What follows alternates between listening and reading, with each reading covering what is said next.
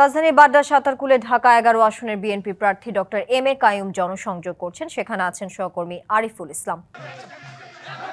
তানিয়া, আমি কিন্তু বিকাল থেকে এই দেখছি ঢাকা 11 আসনের বিএনপি থেকে মনোনীত প্রার্থী এম এ কাইয়ুম তিনি কিন্তু বিশাল একটি মিছিল নিয়ে সাধারণ ভোটারদের দোরগোড়া যাচ্ছেন, নিজ প্রতীকে ভোট চাইছেন, পাশাপাশি তিনি কিন্তু নানা প্রতিশ্রুতি দিচ্ছেন।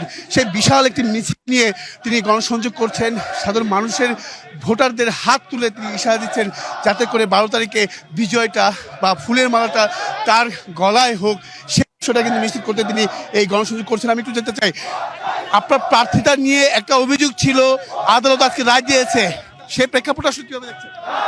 মিথ্যা তো মিথ্যাই, ভুয়া জিনিস তো ওরকমই হবে। এটা আমি কোনো অরিট না, এইসব আমি জড়িত না।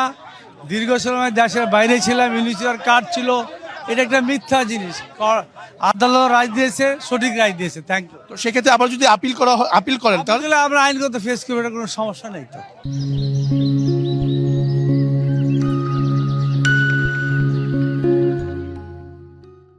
সেক্ষেত্রে কি ধরনের প্রতিশ্রুতি দিচ্ছেন, কেমন সাড়া পাচ্ছেন? ইনশাআল্লাহ ব্যাপক সাড়া পাচ্ছি। আমরা মাদক সন্ত্রাস চাঁদা মুক্ত ঢাকা 11 আসন করতে চাই এবং জনগণ এটার প্রতি আস্থা রেখেছে। আমরা যা বলি তা আমরা করি।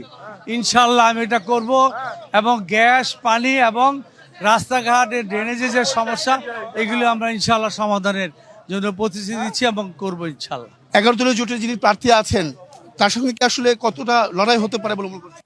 এখানে আমরা 10 জন ক্যান্ডিডেট আছি, সবাই মিলে ইলেকশন করছি।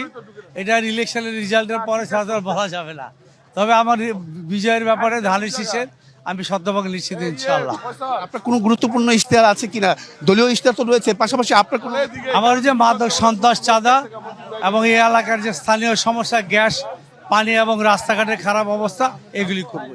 অসংখ্য ধন্যবাদ। তানিয়া, শুনছিলেন যে এই ধরনের প্রচারণা বা গণসংযোগ বা মিছিল সকলেই কিন্তু আসলে ব্যস্ত সময় পার করছেন প্রতিটা প্রার্থী। শেষ হাসিটা আসলে কে হাসে সেটা অপেক্ষা করতে হবে 12ই ফেব্রুয়ারি পর্যন্ত। এই ছিল এখান থেকে সবশেষ। তানিয়া, আরিফুল, আপনাকে ধন্যবাদ যুক্ত থাকার জন্য।